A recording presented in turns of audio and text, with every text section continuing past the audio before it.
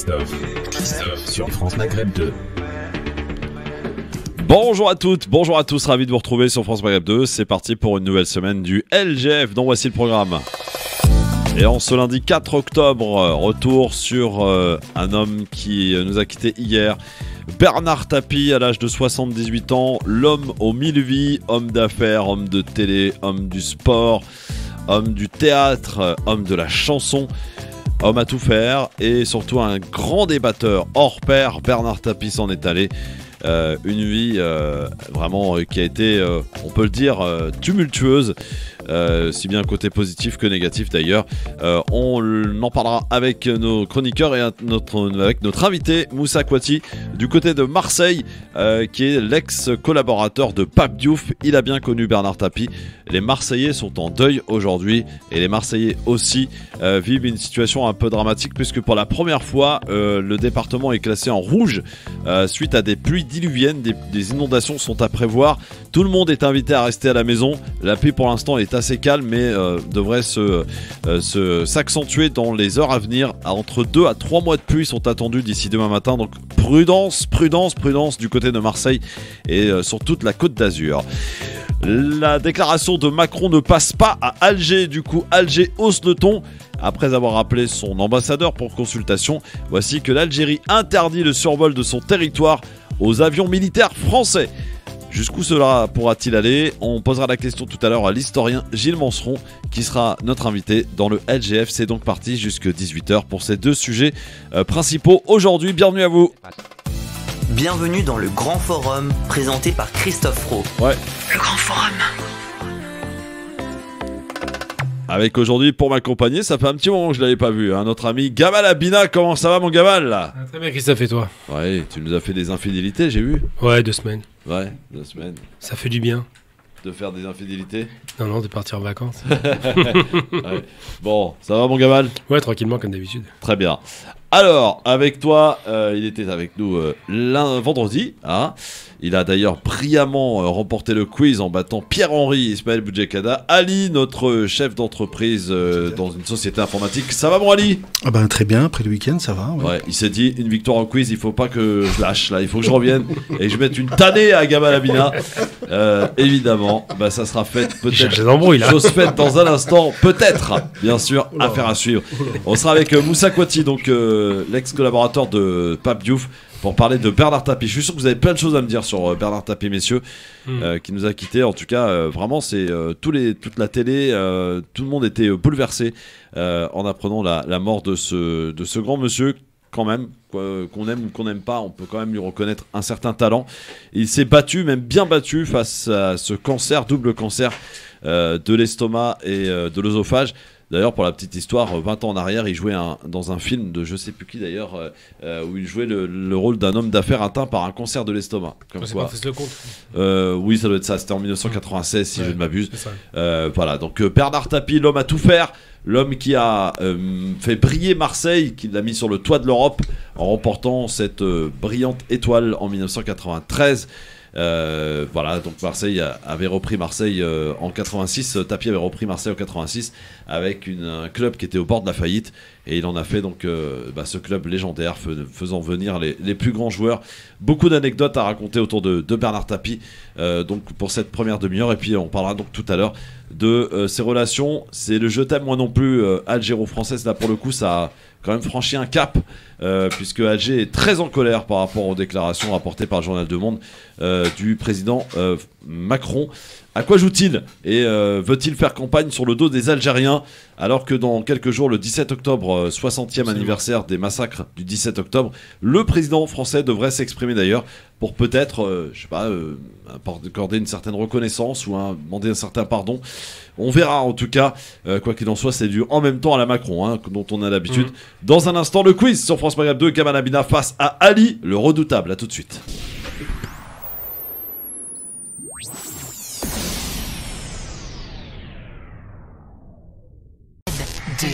Le LGF, le Grand Forum, l'émission de référence tous les jours de 16h à 18h avec aujourd'hui pour nous accompagner Gamal Abina du MDC, fondateur du MDC, et Monsieur Ali, chef d'entreprise dans une société informatique. avec nous pour débattre de l'actualité. J'en profite pour passer un grand bonjour à une auditrice qui nous écoute depuis très longtemps. Elle nous passe le bonjour à tous. Elle s'appelle Malika et elle habite Villiers-le-Bel. Je la salue et l'embrasse, Malika. Voilà, ainsi que tous les autres qui nous écoutent, bien sûr, d'un petit peu partout en France. Et on rappelle, on salue de nouveaux auditeurs du côté de Avignon qui nous ont rejoints depuis vendredi en DAB+. Le quiz.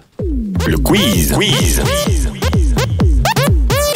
Le quiz opposant en ce lundi 4 octobre Gamal Abina Ouais, à Ali le redoutable. carrément. Première question, attention.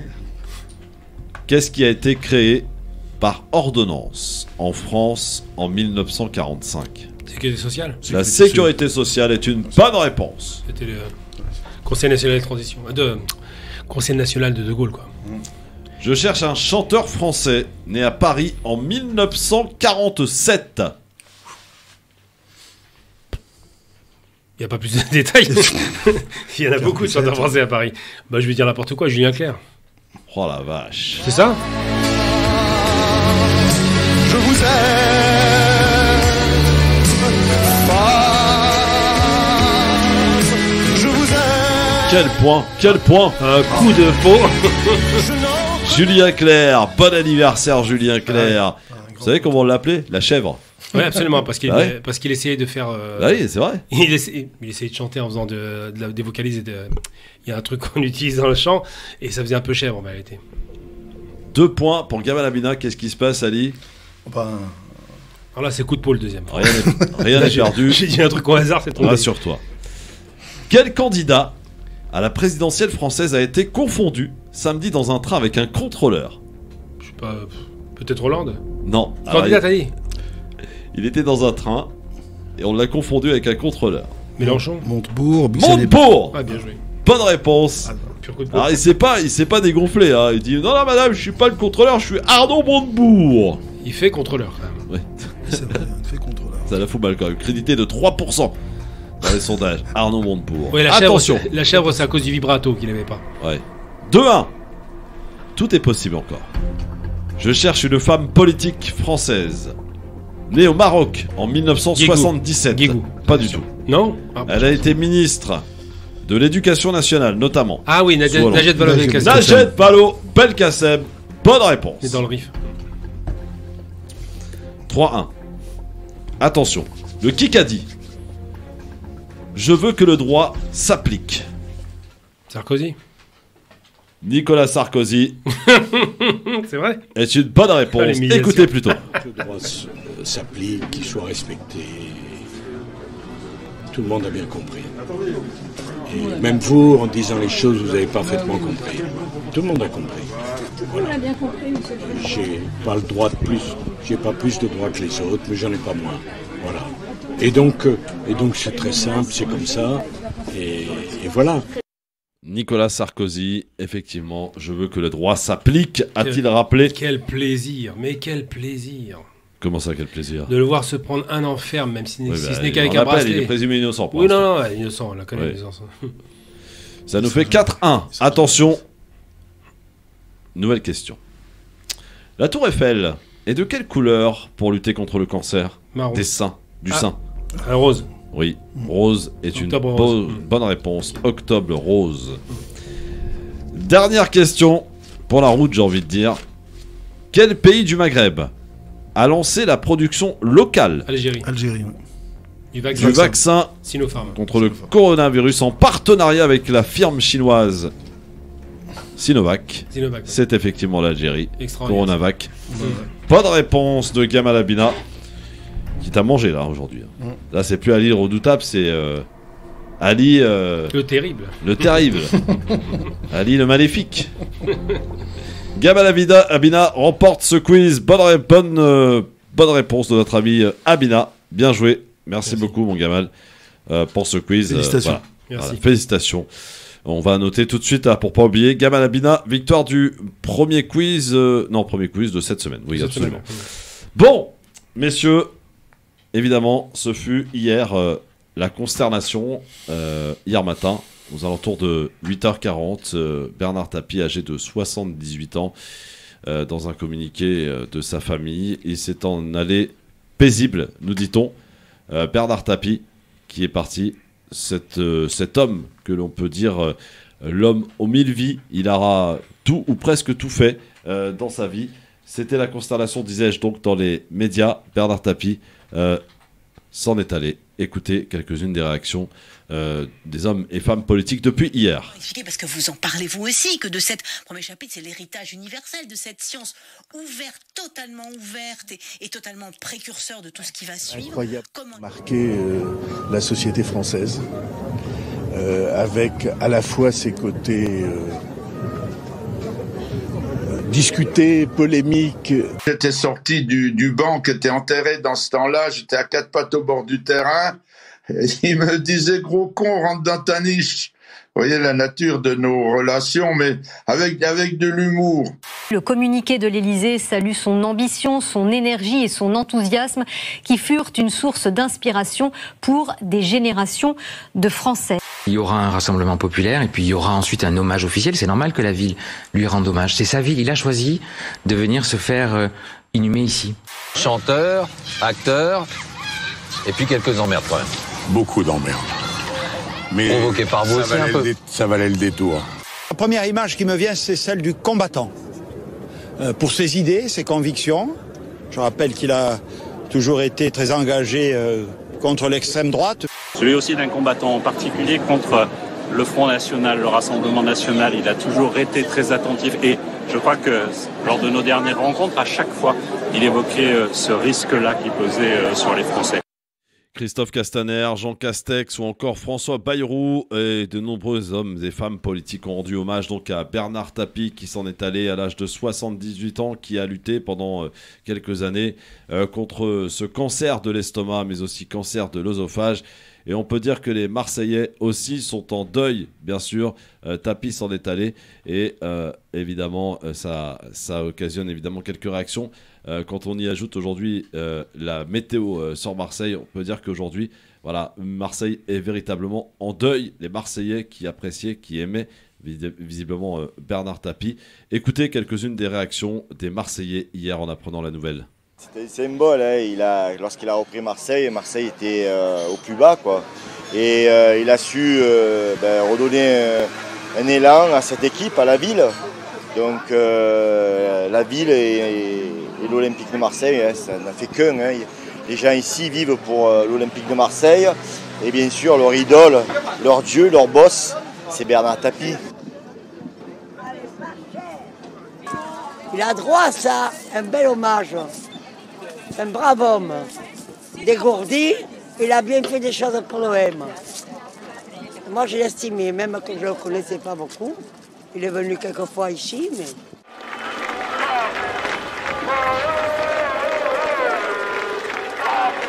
Ce matin, quand je me suis levé, j'avais l'impression d'avoir perdu un oncle ou quelqu'un de la famille, même si ça peut paraître bizarre, mais pour nous, c'est comme ça ici. Et, voilà, on l'assume et on en est fiers.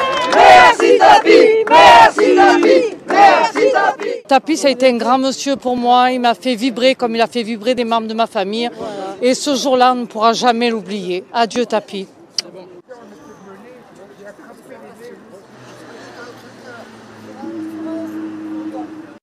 Adieu Tapie, on dit les Marseillais. D'ailleurs, ville où il a choisi d'être enterré, donc à Marseille, chez lui. Alors Tapie, c'était un homme redoutable, rappelons-le messieurs, un homme de débat qui a affronté Jean-Marie Le Pen en 1989, à la demande d'ailleurs de François Mitterrand, qui l'a quand même bien sauvé à de maintes reprises. Mais le dernier mandat que je voulais vous faire écouter, un extrait d'un débat avec Zemmour. Écoutez Bernard Tapie, prêt toujours à se lever pour en mettre une, hein. Écoutez. Moi j'ai le droit de croire que c'est pas vrai. Vous savez ce que je souhaiterais ? Je vais vous dire quelque chose. S'ils m'entendaient tous, là, je dirais, écoutez-moi, tous les immigrés d'origine étrangère, qui est en France, que Zemmour veut plus voir, que Le Pen veut plus voir, pendant 15 jours, vous bossez plus. Voilà. Vous bossez pas pendant 15 jours. Vous allez voir dans quelle merde vous êtes. Ouais, mais vous savez ce qu'ils vont vous répondre. Ils vont vous répondre que tout n'est pas l'économie, que tout n'est pas... Ah non, mais attends, mais je parle pas que là-dessus. Ah bon. Mais moi, je parle pas de ça. Attends, je sais pas, moi... je crois pas que ce que m'apporte Jamel, c'est économique. Ce que m'a apporté Yannick Noah, c'est pas économique. Tous ces gens qui font la richesse, parce que la multiplication des cultures, des origines et des gens, excuse-moi, ne dis pas ça, parce que c'est de la connerie. C'est là, je voudrais que tu sois avec ta sucette bleu, blanc, rouge jusqu'à la fin de tes jours. Vous êtes dans le discours multiculturel, qui est en plus la richesse. Allez parler à Sevran, à Vitry-Gargan de la richesse. Pas toi. Si, moi j'ai habité à Drancy, alors ça va. Non, Drancy, tu connais, t'as pas vu un Algérien de ta vie. Moi, j'ai bossé Moi, là-bas, j'étais avec eux. J'ai vécu 1000 ans avec eux, contrairement à vous, Tapi. C'était pas eux. Moi, je connais l'Algérie, j'ai vécu 1000 ans en Algérie. Eh ben, ça se voit. Mais t'étais du bon côté du manche. Non, pas du tout. Est-ce que t'aurais voulu garder le même manche Pas du tout. Moi, j'étais justement un dhimmi. Alors, Laran n'est pas là-dessus. Donc, je sais ce que c'est de vivre avec l'islam dominant. Vous ne savez pas et vous ne connaissez rien. Et donc, vous êtes en train de ramener un discours. Vous parlez comme Harlem Désir, ce qui est une catastrophe. Non, pardon. Si, la richesse des cultures. Mais allez parler dans les banlieues de la richesse des cultures. Je dis pas de conneries, c'est vous qui dites des conneries. Mais non. Parce que sinon, tu vas continuer de raconter chaque fois la même musique. Mais c'est vous qui dites toujours les mêmes conneries depuis 30 ans. Là, tu es obligé, là. Tu peux pas faire autrement. Finir. Quand tu prends un mec qui souffre, tu peux dire que c'est de la faute de son voisin qui fait le bazar toute la nuit et lui dort pas de la nuit, le lendemain matin, les yeux comme ça. Ça, oui. Hein, voilà.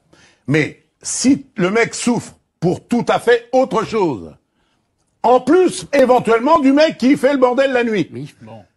Ce que je veux t'expliquer. Il fait pas le bordel. Vous avez 30 ans de retard, Tapi.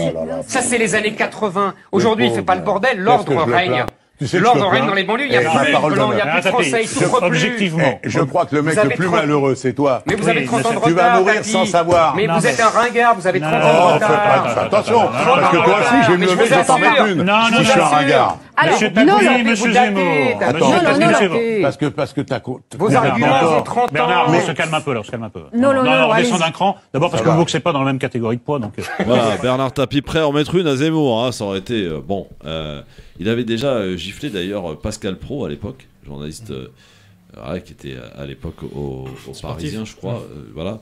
Et ça n'avait pas plu, il avait fait une remarque sur Bernard Tapie, du coup ils se sont croisés, il a dit est-ce que tu maintiens ce que tu as dit, l'autre il a dit oui, il en a mis une. C'était ça Bernard Tapie, voilà, c'était... Alors Gamal Abina, que représente Bernard Tapie pour toi? Bon, ça va être très compliqué. Pourquoi? Parce que bon, là, il est mort, évidemment, respect pour l'homme, il n'y a aucun problème. Je parle de l'homme, mais pas de l'homme politique. Je ne parle pas de l'homme d'affaires. Je ne parle pas du polémiste, je ne parle pas de sa sortie avec Zemmour que j'ai trouvé assez ridicule, parce que Zemmour l'a ridiculisé en vérité. Les arguments de Tapie étaient des arguments d'autorité de type nerveux. Je ne suis pas en train de regarder ce personnage comme quelqu'un de merveilleux. Je vais faire malheureusement un rappel historique qui ne va pas plaire à tout le monde. Je sais que je vais me faire cartonner à la suite de ça, mais c'est pas grave. Bernard Tapie, c'est quoi? C'est le produit de François Mitterrand, personnage ô combien détestable, dont on connaît le rôle de destruction de l'économie de la France pendant 14 ans. François Mitterrand, l'ancien tortionnaire des Algériens. Bernard Tapie, c'est quoi? C'est un produit qui était lancé dans les années 80 comme étant le Golden Boy qui, soi-disant, je précise soi-disant, sauvait les entreprises. Terraillon et j'en passe, Vonder, qui a beaucoup joué du marketing, il était très bon, hein, il nous a chanté, il nous a fait sa magnifique chanson pour présenter son côté chanteur. J'aurais voulu être un artiste, mais en réalité c'est un artiste de la parole, pas des actes. Pourquoi? Oui, c'était du bluff, beaucoup. C'est du bluff, et surtout, moi je lui Adidas, tu sais que oui, Adidas, tu connais l'histoire. Une arnaque, tout était une arnaque. Il n'avait pas l'argent, il a emprunté, il a repris, il a pris un bénéfice, c'est que de l'arnaque. Ouais. Bernard Tapie, c'est quoi? C'est OMVA, on se rappelle de ça quand même, c'est pas glorieux. Bien sûr. Bernard Tapie, c'est quoi? C'est les entreprises qu'il a prétendu sauver qui ont coulé. Il les prenait, il les revendait à bas prix, elles coulaient derrière. Bernard Tapie, c'est qui? C'est l'homme qui a fait monter, et je le dis très très puissamment, le Front National en France sous contrôle de Mitterrand. Quand on donne la parole à un Le Pen, à une heure de grande écoute, et qu'on insulte les électeurs du Front National comme il l'a fait, pour rappel, des salopards, disait-il, ou des salauds, je crois, je ne me souviens plus du terme exact, il a fait monter de façon incroyable le Front National, qui était un groupuscule politique. Bernard Tapie, c'est quoi encore? C'est une grande gueule qui, effectivement, a touché beaucoup d'argent de l'État sur des affaires de corruption qui ont été avérées, puis après disqualifiées. Bref, il y a tout un tas de choses comme ça, de collusions et autres, qui ont été dans le bateau. Bernard Tapie, c'est l'archétype même de ce qu'on appelait le Golden Boy, ou les années fric des années 80, qui a démontré en 90 qu'il commençait à disparaître, mais qui faisait encore des manœuvres politiques, cette fois-ci au niveau du foot, et qui surtout n'a rien servi en termes de ministre de la Ville. Je vous rappelle quand même qu'il a duré pas très longtemps et que c'était un échec. Donc je veux bien qu'on ait un concert de louanges pour le personnage grande gueule qu'il était, parce qu'il était une grande gueule, mais il faut arrêter de raconter des cracks. Bernard Tapie n'a travaillé Marseille que pour Bernard Tapie. Il n'a pas sauvé l'entreprise, c'était un mensonge. Si vous voulez sauver l'entreprise, il fallait voir Carlos Ghosn. Sur le plan politique, Bernard Tapie n'a rien apporté. Il a été instrumentalisé par Mitterrand, il a fait monter le Front National. Sur le plan social, Bernard Tapie, je suis désolé, à part ces sociétés qui lui rapportaient gros, il n'a pas fait beaucoup de bien à la France. Donc je veux bien qu'on nous présente ce monsieur comme... C'est une sorte d'anti-Trump, qui est effectivement pas raciste. Ça, on peut lui dire cette qualité. Il n'est pas raciste. Mais à part cette qualité, le reste, je vois pas beaucoup de qualité. Alors, je vais respecter, évidemment, parce qu'il va être enterré vendredi à Marseille. L'affaire Bernard Hinault, est-ce que tu es au courant? Non, mais il y a eu tellement d'affaires. Bah, en 1985, Bernard Hinault gagne le Tour de France. On est en 84. Bernard Tapie a envie de faire quelque chose, appelle Bernard Hinault alors qu'il venait d'être opéré. Voilà, il était même pas sûr de pouvoir remonter sur un vélo. Et Bernard Tapie lui dit, écoute, tu vas gagner le Tour de France l'année prochaine, tu vas faire quelque chose. Ouais. Et Bernard Hinault, n'ayant pas envie de le décevoir, a tout fait. Et effectivement, en 85, trop fait. Il a gagné le Tour de France. Voilà, ça a été la première grosse victoire de Bernard Tapie. Puis quand même, sur le sport, c'est quand même été une grande partie de sa vie. En 86, il rachète l'Olympique de Marseille, qui est au bord de la faillite. Et il dit aux Marseillais, on va le faire, on va faire venir des grands joueurs. En 89, lors des législatives, il perd lors de l'élection et il fait un appel, un recours. Et il gagne ce recours. Il devient député des Bouches-du-Rhône.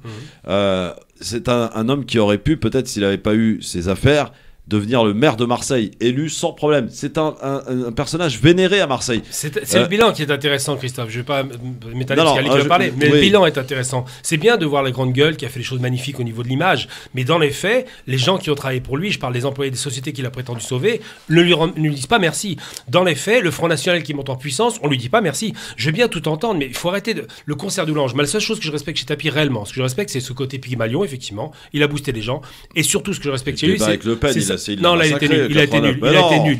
Il a boosté Le Pen. Ça a été le seul à vouloir y aller, parce que personne voulait y aller. Non, tout le monde voulait y aller, mais personne voulait monter Le Pen. C'est différent. Il a réussi.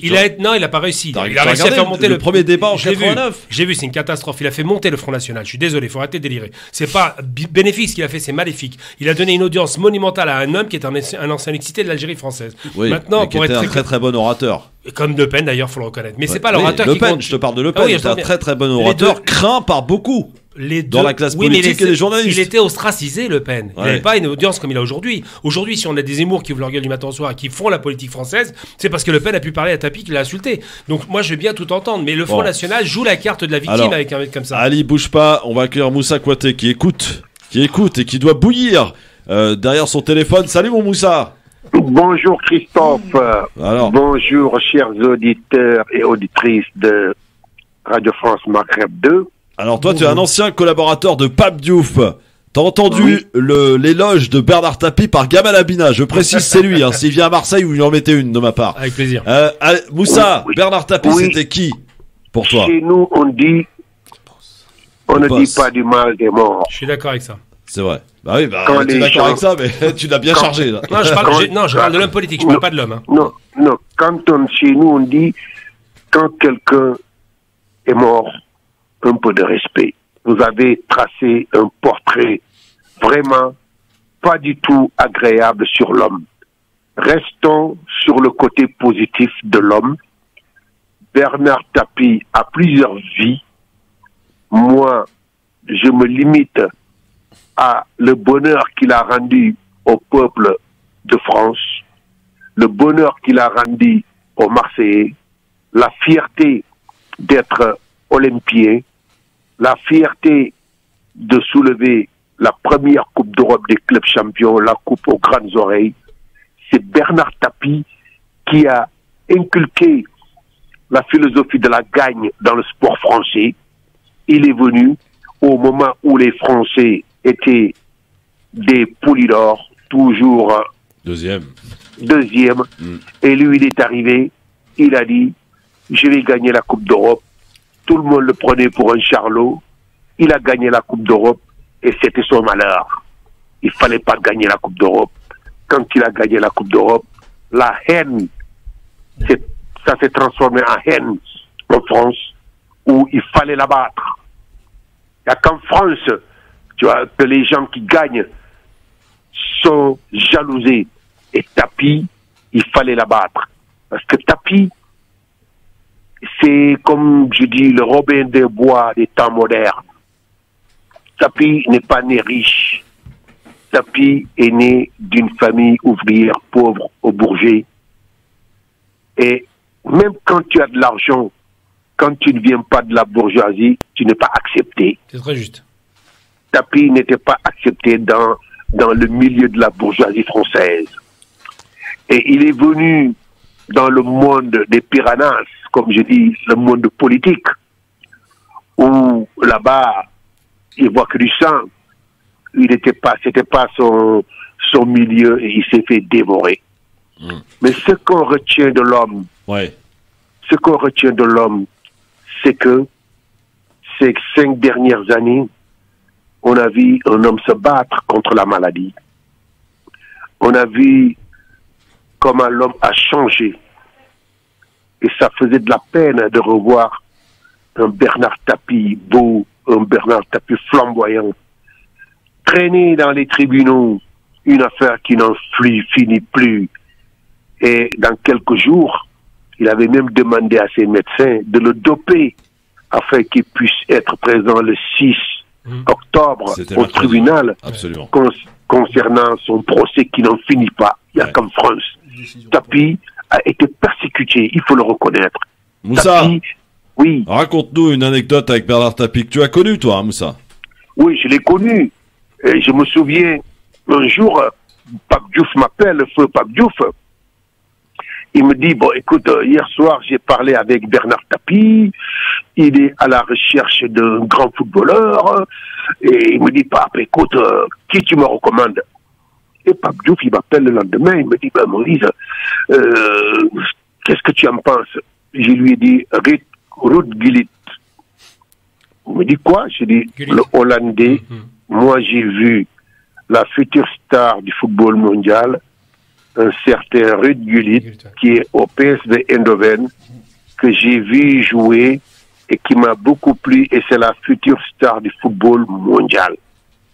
Et il m'a dit, bah, quand je vais le proposer à Tapie, et il appelle Tapie, il lui parle de Ruud Gullit, Tapie rigolait, il dit, mais tu veux pas me moquer, toi? Qui c'est Ruud Gullit? Déjà, ce nom, ça sonne pas, personne ne le connaît et tout. Et pendant qu'on discutait de ça, le Milan AC de Berlusconi était déjà prêt de le signer, et l'épopée de l'équipe milanaise a commencé cette année où Ruud Gullit, Van Basten, les Hollandais sont venus pour régner en Europe pendant des années. Et Tapie s'est mordu les doigts après. Il a dit, mais attendez, je me suis fait avoir. Voilà, c'est ça, ça peut arriver. Et il y a une autre anecdote assez marrante, c'est que Jean-Pierre Papin l'a raconté d'ailleurs hier. Il dit, Bernard Tapie va le voir et il lui dit, mais est-ce qu'il y a un joueur qui t'embête en Ligue 1, etc. Il dit, oui, il y en a un, il s'appelle Basile Boli. Basile Boli, il joue à Auxerre. Hein. Bon, il dit, t'inquiète pas Jean-Pierre, je l'achète. Il a bien fait de l'acheter puisque c'est lui qui a marqué de la tête en 1993. Vous vous rendez compte? Voilà. Bon, alors Moussa, tu l'as rencontré toi personnellement, Bernard Tapie, ou pas? Oui, je l'ai rencontré personnellement. Je me souviens quand l'OM était en 2e division. Ouais. Il y avait un joueur zambien qu'on appelait Olivier Tembo, qui devait signer à l'OM. Il a fait des tests, tout était concluant. Mais il restait 48 heures pour que sa signature soit homologuée à la Ligue nationale de football et à la fédération. Ouais. Et on était là au siège de l'OM. Bon, on me dit, bon, tu vas partir pour aller chercher sa lettre de sortie. Oh, il n'y avait pas de place d'avion. Et Tapie, il arrive.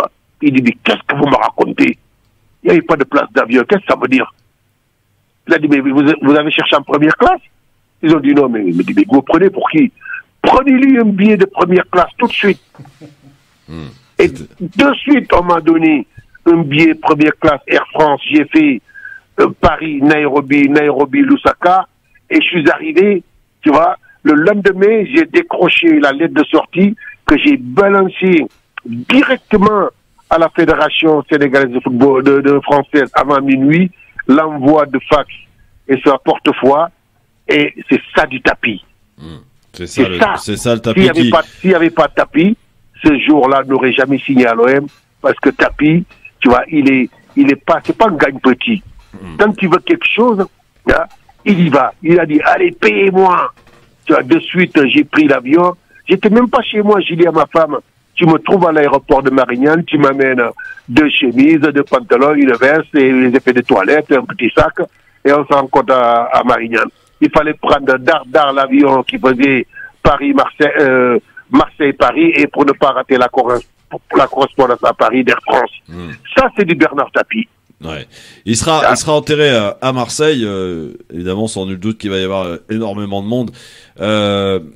On rappelle que Bernard Tapie était surnommé le boss, hein, par les Marseillais. Tout le monde est unanime et d'accord pour lui reconnaître au moins ça. On lui doit beaucoup à Bernard Tapie à Marseille. On est d'accord, Moussa, que s'il avait eu l'occasion de se présenter à la mairie de Marseille, il aurait été élu quasiment au premier tour. Mais il allait passer haut les mains. Haut les mains, ouais. Haut les mains, ouais. Parce que bon, Tapie, les gens ne peuvent pas savoir jusqu'à présent, tu vois.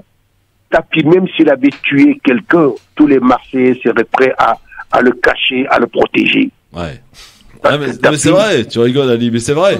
Il y a ce rapport absolument extraordinaire des Marseillais avec Bernard Tapie, c'est extraordinaire. Alors c'est vrai que l'OM est en deuil, Pape Diouf évidemment en 2020, Bernard Tapie en 2021, et puis là René Malville, un des premiers supporters de Marseille.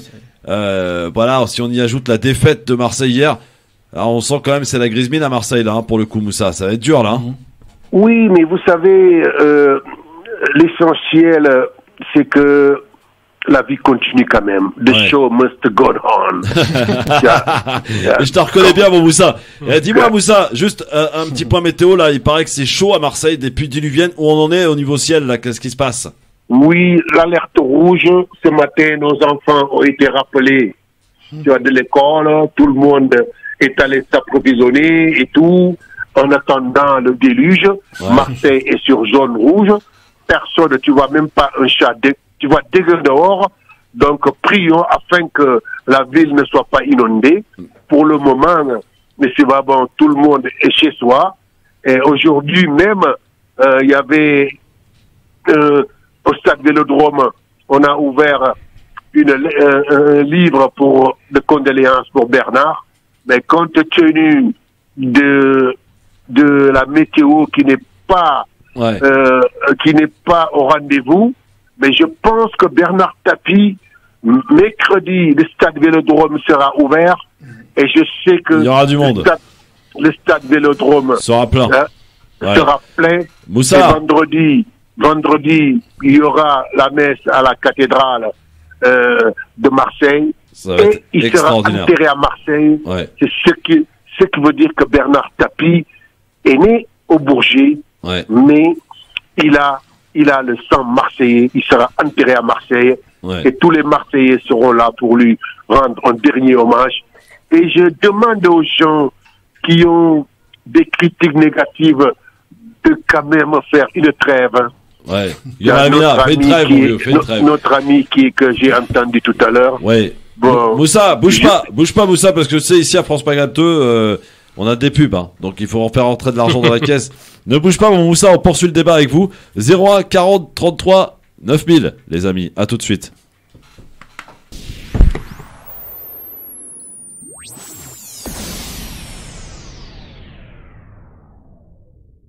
Le Grand Forum, émission de référence avec Gamal Abina, avec Ali et avec Moussa Kouati qui est avec nous sur France Maghreb 2. Un ancien collaborateur de Pape Diouf pour parler de Bernard Tapie. Moussa aussi qui officie sur une radio marseillaise qui s'appelle Radio Galère, qu'on salue d'ailleurs. Non mais rigolez pas les gars. Vous savez un peu comme ils sont moqueurs les mecs un peu. La radio qui rame à contre-courant. Voilà, exactement. Ça c'est beau ça c'est beau. Hein, c'est pas comme Radio Antilope là qui charge de l'argent pour survivre. Voilà, t'étais pas obligé de la citer, hein, mais bon. Il reste pas grand chose de la gazelle d'ailleurs. Alors, Ali, on t'a pas entendu toi parler de Bernard Tapie, Gamal Abina qui a fait un tableau sombre de Bernard Tapie. Je veux quand même ajouter une chose. Juste une seconde. Oui. Et je rejoins complètement ce que vient de dire votre auditeur. Enfin, je sais pas comment il s'appelle, monsieur. Moussa Kouati. Moussa Kouati. Je connais pas, je connais rien en foot. Bah oui, c'est faut pas sûr. m'en vouloir. Donc non, il y a une chose que j'ai précisé dès le départ. Je ne critique pas l'homme en tant qu'être humain. Je vais même plus loin. Je respecte son combat contre le cancer parce qu'il a été digne. Là, il n'y a pas de problème. Je critique l'homme politique. Et l'homme d'affaires, c'est ça que je critique. Maintenant, l'homme qui a fait rêver les Marseillais, je comprends qu'ils aient rêvé. Mais c'est pas celui-ci dont je parle. Je parle vraiment de son bilan politique. Ouais. Bon, alors pour moi, effectivement, Bernard Tapie, c'est certes peut-être un homme très clivant. Par contre, il a quand même su insuffler en France. Alors, ce qui est important, c'est déjà de connaître ses origines. C'est vrai que c'est des origines modestes. Et quand on voit un peu tous les gens célèbres, effectivement, lui, quelque part, il fait un peu tache d'huile. On se demande pourquoi il est là. Il n'a pas fait des grandes écoles, il n'est pas issu du Sérail, il n'a fait ni Sciences Po, ni HEC, ni je ne sais quelle grande école. C'est un fils d'ouvrier aussi, d'accord. Donc c'est quelqu'un de clivant. Ce qu'il a insufflé, moi je pense, qui était intéressant, c'est la notion de gagne, la notion du côté positif, voilà. Alors bien entendu, il a dû commettre plein d'erreurs, il a dû faire des choses pas forcément honnêtes. Là-dessus, je le reconnais. Mais je pense que quelqu'un qui a duré aussi longtemps, parce qu'il est quand même jusqu'à 78 ans. Quelqu'un qui, quand même, un matin, il disait quand même qu'il se levait le matin, il devait faire face à 7 juges. Quand même, il faut vraiment être... Quel est l'être humain aujourd'hui capable, sincèrement, de faire ça? Sarkozy. Peut-être Sarkozy, effectivement, son copain. Et puis, le dernier combat qu'il a mené, c'est vrai que sur la maladie, moi, personnellement, je l'ai pas mal suivi sur la maladie. C'est vrai que cette maladie-là, même dans la maladie, il a réussi à la positiver, à envoyer des choses positives, à parler des jeunes, des enfants qui sont victimes, à sensibiliser, parce que c'est vrai qu'on n'était pas forcément sensible. Et sincèrement, auprès des jeunes, même des jeunes des banlieues, alors c'est ce mot que je n'aime pas toujours, des banlieues, cette notion toujours positive, on peut y aller, on y croit. Alors, si on fait le bilan, quand on va vers les jeunes, ils vont pas retenir tout ce que Gamel a dit, effectivement. Il a peut-être fait des choses, peut-être, parfois, qui étaient peut-être contraires à la loi, ou il a peut-être pas respecté certaines pratiques. Il n'y a pas de débat là-dessus. Mais je pense sincèrement qu'il a insufflé et il a fait rêver des gens. Donc ça, c'est déjà bien. C'est indiscutable. Pardon ? C'est indiscutable. Fait rêver des gens. Il a procuré du bonheur. Moi, j'ai eu la chance d'un ami qui a joué à l'OM au tout début. Et c'est impressionnant parce que, en tant que président, il m'expliquait qu'il débarquait dans les vestiaires et il était en train de dire aux joueurs de les motiver, mais avec des mots relativement percutants et forts. Du genre, vous avez envie d'avoir des voitures de sport, vous avez intérêt à vous bouger sur le terrain. Donc, insuffler la gagne, insuffler ce qui est positif, tout est possible. Sincèrement, c'est ce qu'on va retenir de Bernard Tapie. Et puis, ce qui est un peu dommage, c'est que depuis, on n'entend plus parler de lui, mis à part toujours cette affaire depuis 20 ou 30 ans d'Adidas. Sincèrement, on en a un peu marre, c'est un feuilleton, on en a un peu marre. Et moi, je trouve un peu dommage que malheureusement, sa fin de vie se termine sur cette histoire de procès. Je trouve ça un peu dommage. Mais il a été digne. Il s'est jamais plaint. Donc, vraiment, il s'est jamais plaint par rapport à d'autres. Kamel, tu en parlais auparavant, il s'est jamais plaint. Et je pense qu'au niveau des jeunes, je sais pas, la notion d'exemplarité en France, dès que quelqu'un meurt, on trouve tous des qualités, on veut tous la notion d'exemplarité. Moi, je retiens pas forcément la notion d'exemplarité, moi, je retiens ce qu'il a essayé d'éveiller en nous. C'est possible, c'est positif. Et ça, c'est plutôt que en sa faveur, donc paix à son âme, et qu'il repose en paix. Alors, Moussa, on se rappelle, c'est ce Bernard Tapie avec Raymond Goethals, qu'il appelait d'ailleurs à 3h du matin pour lui dire il faudrait peut-être mettre tel joueur ou tel joueur. Bernard Tapie aussi faisait les feuilles de match alors qu'il n'y connaissait rien en foot, Moussa. Oui, dire qu'il s'y connaissait pas en foot, c'est vraiment faire un portrait vraiment qui ne reflète pas. Non, mais par rapport à Goethals, Moussa, par rapport à Goethals, quand même, c'était un grand homme de foot, Goethals. Allez oser appeler Raymond Goethals pour lui dire il faut que tu mettes tel joueur à telle place. Bon. Mais je vais vous dire une chose. Beckenbauer a été l'entraîneur de la grande équipe d'Allemagne. Ouais. Je pense même qu'il a gagné la Coupe du Monde avec l'Allemagne. Et Beckenbauer, n'oubliez pas, a été embauché par Bernard Tapie. Ouais. Quand il est venu, quelques mois après, Bernard Tapie l'a mis de côté pour faire venir Goethals. Et quand on a demandé à Bernard Tapie, mais pourquoi Beckenbauer, tu le maintiens et tu le payes si chèrement et sur le banc de touche, il a répondu que un Beckenbauer sur le banc de touche, ça influence les arbitres. Oui, c'était ça, Bernard Tapie, c'est vrai. Tapie, il dit que sa personnalité l'homme, quand il se lève, qu'il lève le bras, il fait peur à l'arbitre. Il y a des décisions. Et un match de football se gagne sur les décisions arbitrales, des coups francs qu'on te refuse, tu as une faute de main qu'on ne siffle pas, au hors-jeu qu'on laisse passer. Mais avant, il n'y avait pas la VAR. On a vu, on a perdu au Portugal sur une main de Vata. Ouais. Qu'est-ce que Tapi a dit? J'ai compris. J'ai compris.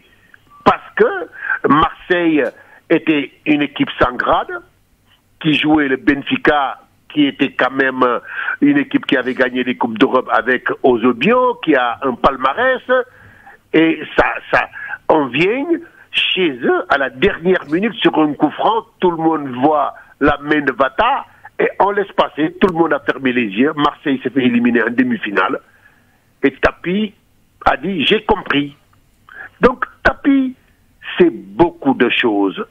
L'homme mérite, s'il était américain, je pense qu'il mérite un film hollywoodien. On allait faire un film sur la vie. On peut, hein. On peut. Il y a un très bon livre d'ailleurs qui est écrit par Franz-Olivier Gisberg sur la vie de Bernard Tapie. Tapie mérite, tu vois, un scénario, un film qui parle de la vie de cet homme. Et ce que je retiens politiquement, quand il venait dans la banlieue dont le monsieur parle d'une façon un petit peu caricaturale, Tapi disait à ces jeunes, allez vous inscrire dans les listes électorales, allez vous inscrire, ayez votre carte d'électeur. Et au moment où je vous parle, tous les jeunes de la banlieue, je lance un appel pour qu'ils aillent s'inscrire dans les listes électorales, pour que le destin de la France demain, qui puisse décider de qui va gouverner la France. Ça, c'est très important. Au lieu de parler de négativement des banlieues, la drogue, des règlements de compte, tout ça, ça fait partie de la vie. On n'en veut pas, mais de grâce, je lance un appel à toute cette jeunesse. Cette jeunesse sans espoir, cette jeunesse cantonnée dans les banlieues, cette jeunesse qu'on a oubliée, que cette jeunesse se lève, que cette jeunesse aille s'inscrire dans les listes électorales, que cette jeunesse prenne son destin en main, parce que je sais que tous les jeunes de la banlieue, filles et garçons, s'ils se mobilisent, c'est eux qui éliront n'importe quel président qui voudra être président dans ce pays, au lieu de laisser les extrêmes nous faire des tableaux, nous insulter, tu vois, et faire régner l'islamophobie, faire la négrophobie. Tout ça, on peut s'en défendre si nous nous levons, comme le disait Bernard Tapie, allez vous inscrire. Tant que vous n'allez pas vous inscrire sur les listes électorales, ces politiciens ne vous respecteront jamais. C'est vrai. Ça, Moussa Kouati, on te retrouve quand sur Radio Galère là? Vas-y, fais ta pub sur France Maghreb 2. Ah, quand tu veux. Ah bah non, c'est pas quand je veux, c'est quand ton émission? Mon émission, c'est le dimanche. Voilà. À quelle heure? Donc, de 13h, tous les dimanches, de 13h à 15h, l'émission Diaspora deuxième mi-temps. Ouais. Et vous faites le www.radiogalère.org. Partout que vous soyez dans le monde, vous faites le www.radiogalère.org. Vous avez le site et vous rentrez. Vous écoutez Diaspora deuxième mi-temps de 13h à 15h. Avec Moussa Kouati. Depuis 30 ans, nous sommes là-bas. Ah ouais. À servir le peuple et à servir la communauté. Et tout le monde est invité. Le téléphone, c'est ouvert, c'est le 04 91 08 28 10. Tout le monde peut appeler et prendre part au débat. Et dimanche, on fera une émission spéciale sur Bernard Tapie. J'imagine. Et vous êtes les bienvenus. Merci mon Moussa, je t'embrasse. Merci Moussa. Il paraît que le Vieux-Port a débordé, l'eau a débordé au Vieux-Port en ce moment, au moment où je vous parle. Ah ouais. La pluie bat son plein et le Vieux-Port est débordé. Donc prions pour Marseille afin que l'eau puisse ne pas faire des dégâts. Merci mon Moussa, je t'embrasse et bon courage à tous les Marseillais. Merci dans Moussa. cette... Bon Merci. courage. Allez l'OM. Allez, oui, calme-toi Moussa, calme-toi quand même. Je te sens un peu trop à l'aise là, pour le coup. Allez, je t'embrasse mon Moussa, Merci. à bientôt. Allez, je vous en prie. Un grand monsieur, mon Moussa Kouati, en tout cas, je l'embrasse très fort. Bon, messieurs, avant qu'on parle de l'Algérie, on va. Alors, vous savez qu'en ce moment, il y a des plans de licenciement un petit peu partout. Ouais. Et on m'a contacté. Alors, on va prendre connaissance avec plusieurs messieurs là qui nous alertent sur une situation d'une entreprise en particulier. Bonsoir, messieurs. Oui, bonjour. Il y a une dame aussi, Michel, qui est parmi nous. Ah, bah, bonsoir. Étant marseillais, je soutiens tous nos amis marseillais qui sont un peu dans l'eau en ce moment. Ouais. Et comme Moussa, allez l'OM, effectivement. Bon, d'accord, très bien, les gars. On vous appelle pour des choses qui sont un peu moins joyeuses. Oui. Parce que là, la société pour laquelle on travaille, qui s'appelle Atos, qui est la deuxième ESN française, qui est un gros employeur français de 11 000 personnes, a commencé à faire un plan qui s'appelle ARAL, qui est un plan d'externalisation de 212 salariés vers une société qui s'appelle NSC. Cette société NSC, c'est une SARL avec un capital social de 100 000 euros. C'est-à-dire, c'est quand même pas financièrement une structure très pérenne. Donc nous, ce qu'on craint, c'est qu'on envoie nos collègues et camarades au casse-pipe. En plus, pour la plupart, ce sont des salariés qui ont 20 ans et plus d'ancienneté.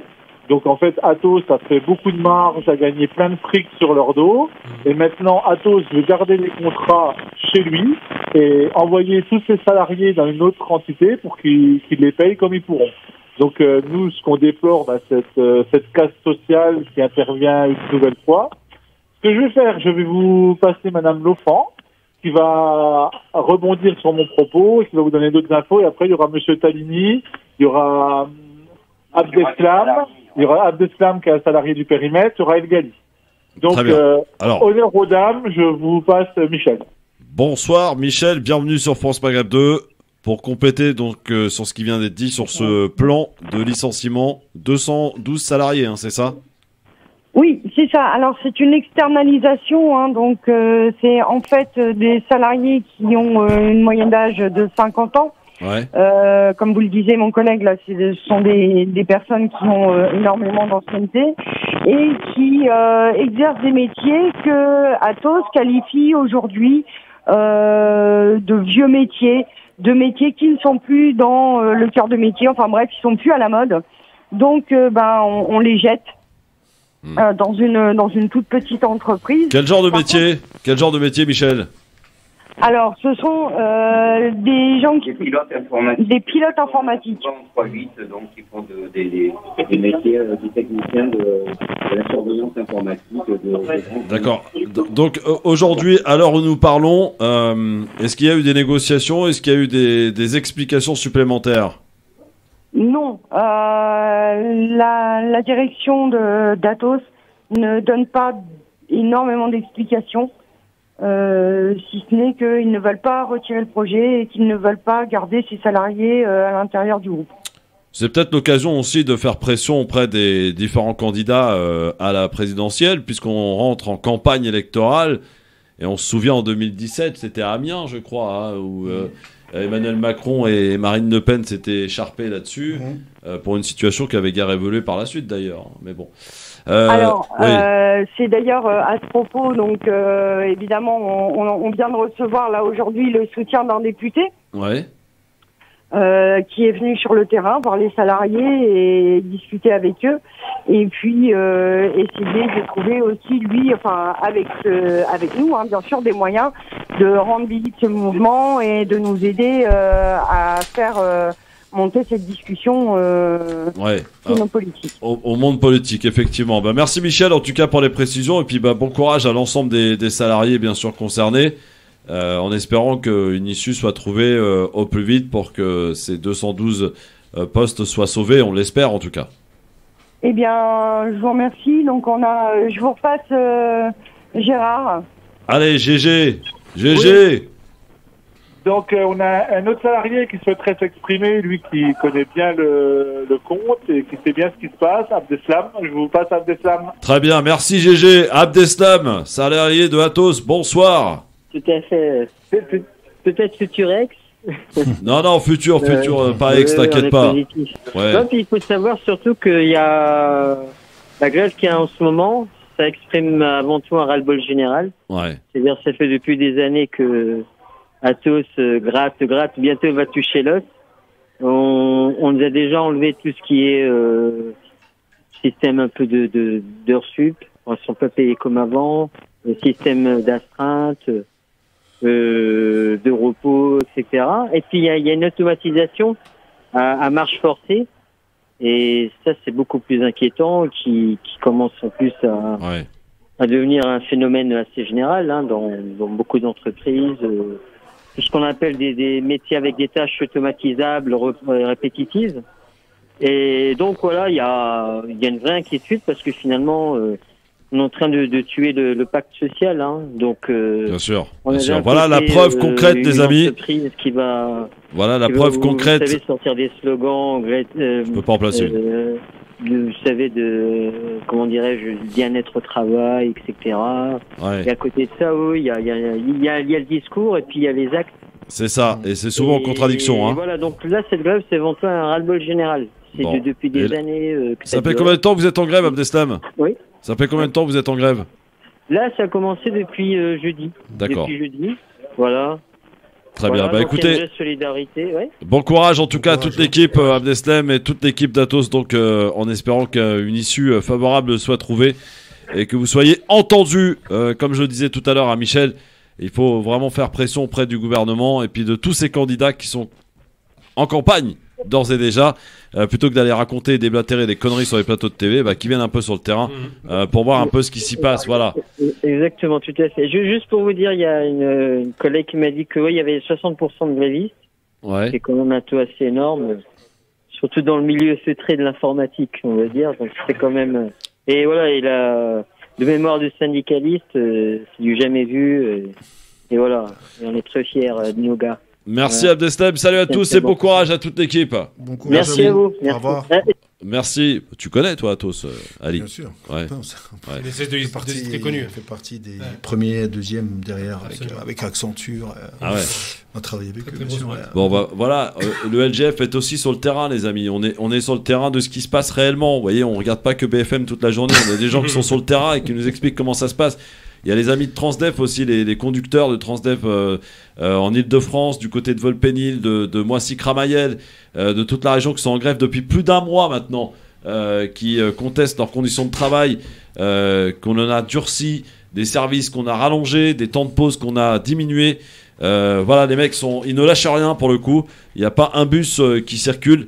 Et voilà, donc bon courage à toute l'équipe là qui lutte, bien sûr à tous ces gens qui essayent de tenir bon. Et on sait que la grève, c'est pas facile parce qu'on n'est pas payé.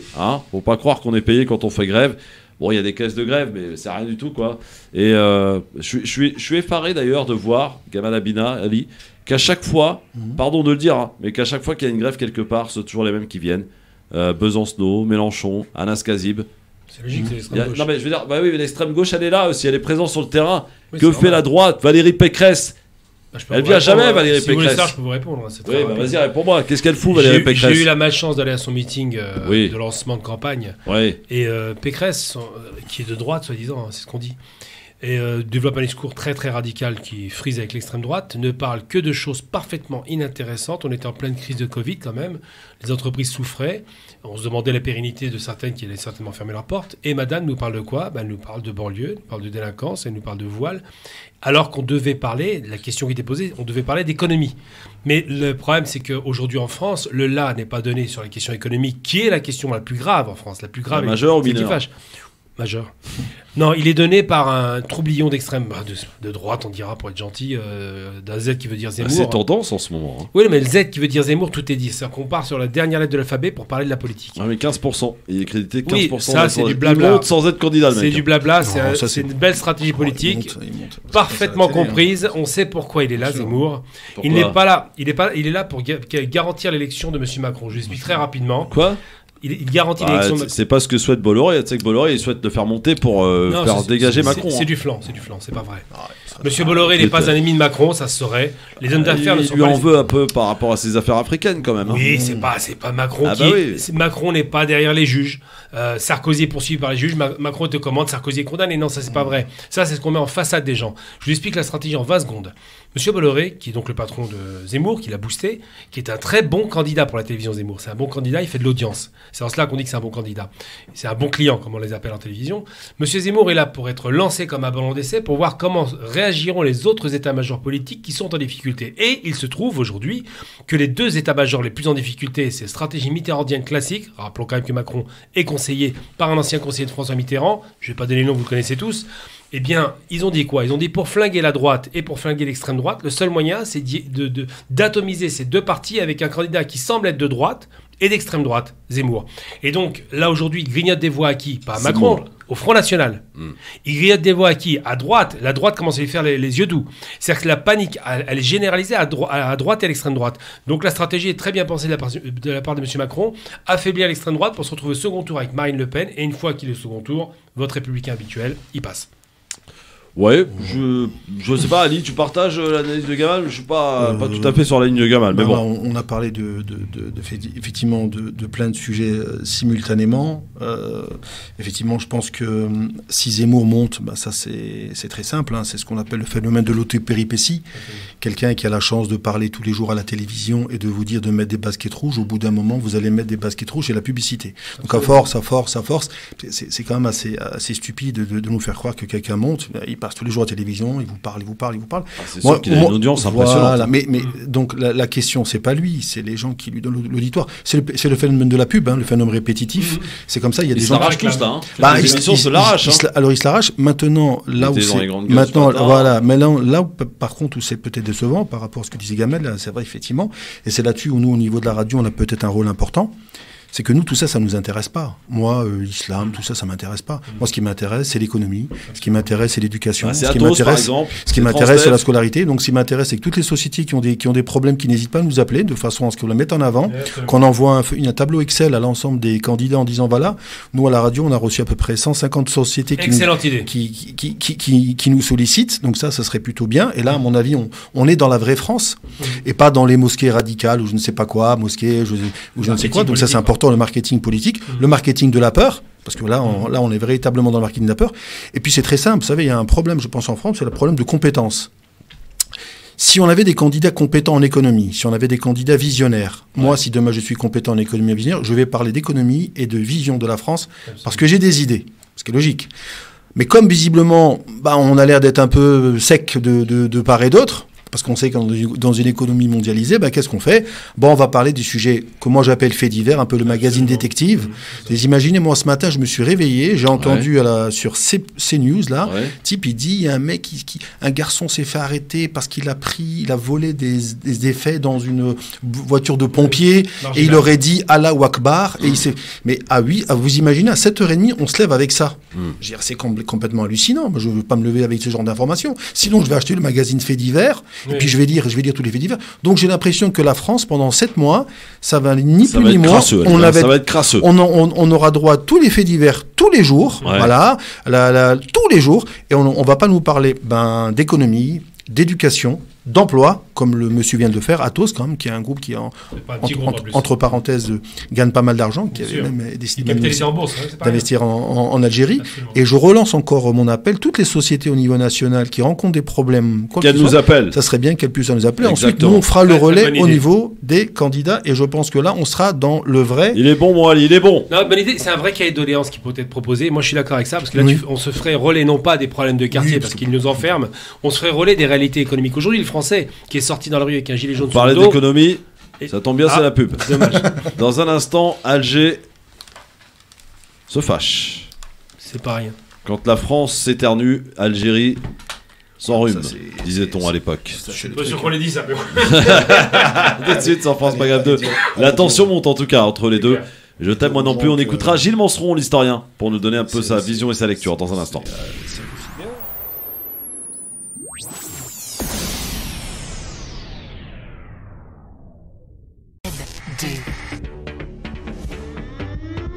Le LGF, le grand forum, merci d'être avec nous et nous entamons donc ce nouveau sujet important, cette tension qui monte entre la France et l'Algérie, avant d'en débattre avec Gamal Abina, avec Ali ici présent, avec vous aussi chers auditeurs, auditrices. Vous pouvez évidemment prendre la parole parce que c'est votre émission 01 40 33 9000. On sera rejoint aussi par Sofiane Nagdari dans quelques instants. J'ai appelé cet après-midi Gilles Manceron, l'historien spécialiste évidemment en la matière, pour nous expliquer et nous donner une lecture de cette tension palpable entre la France et l'Algérie. Bienvenue dans le Grand Forum, présenté par Christophe Fro. Le Grand Forum. Nous accueillons dans le Grand Forum un historien français spécialiste du colonialisme, Monsieur Gilles Manceron. Bonsoir Monsieur Manceron, bienvenue sur France Maghreb 2. Bonsoir.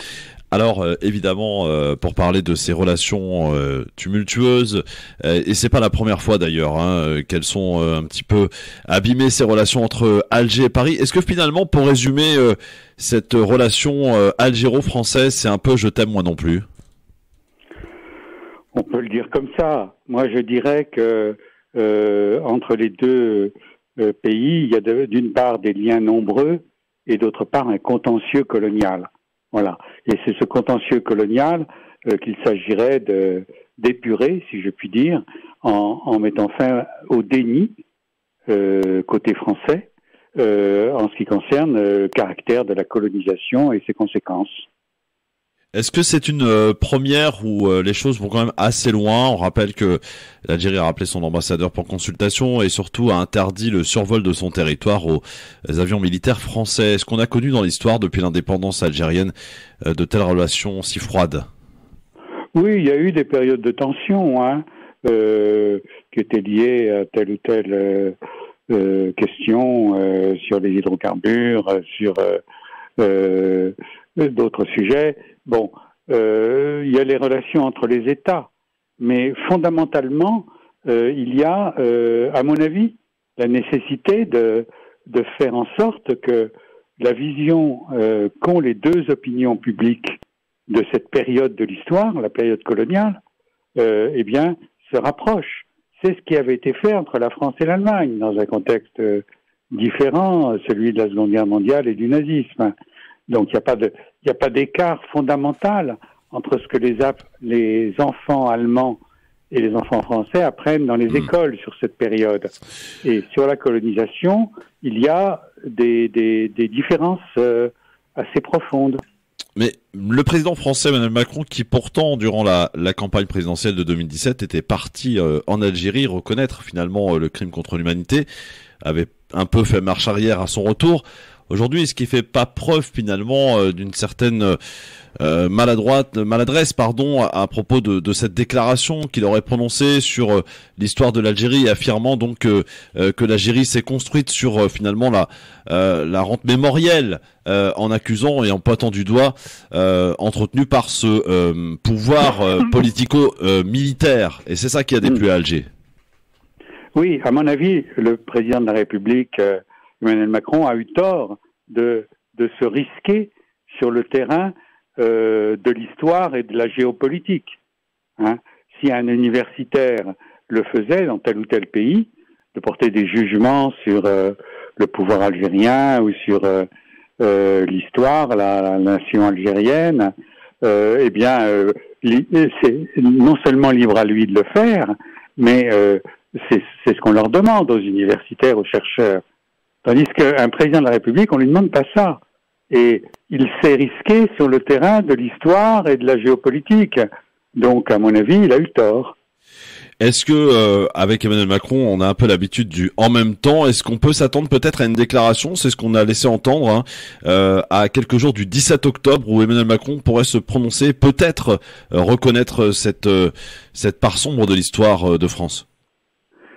Il l'a annoncé, en tout cas, qu'il dirait quelque chose, qu'il s'exprimerait à l'occasion du 17 octobre, 60e anniversaire du 17 octobre 61.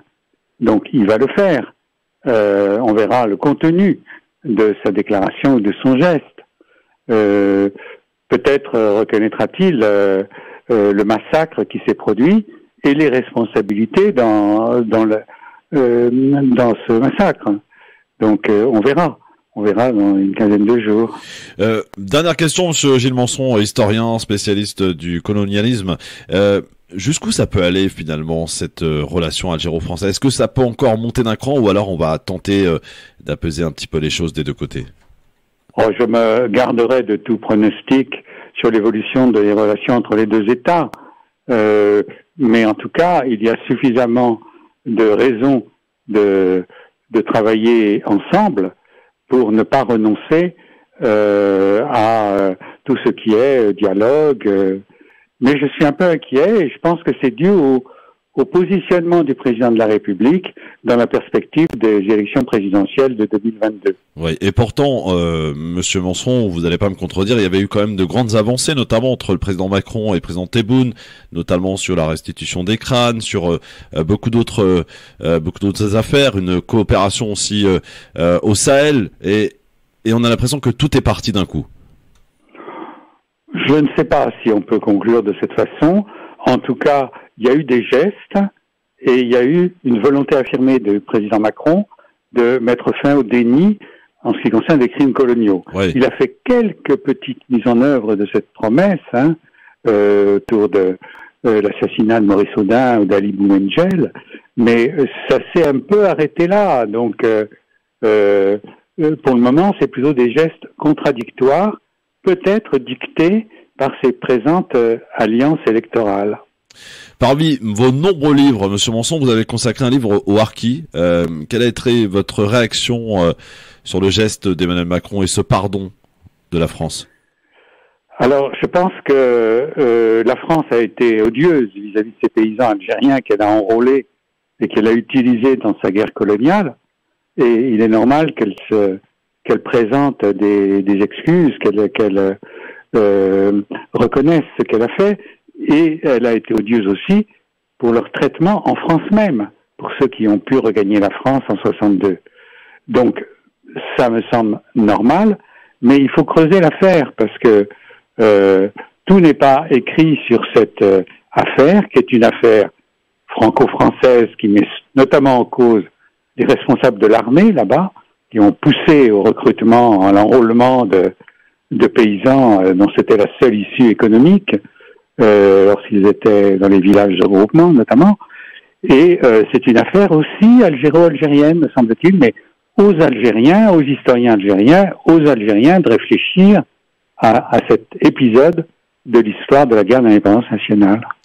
Merci Monsieur Gilles Manson, je rappelle que vous êtes historien français spécialiste du colonialisme, d'avoir accordé quelques minutes pour vous donner votre lecture concernant ces relations un petit peu refroidies entre Alger et Paris. Merci beaucoup Monsieur Manson, à bientôt. Je vous en prie.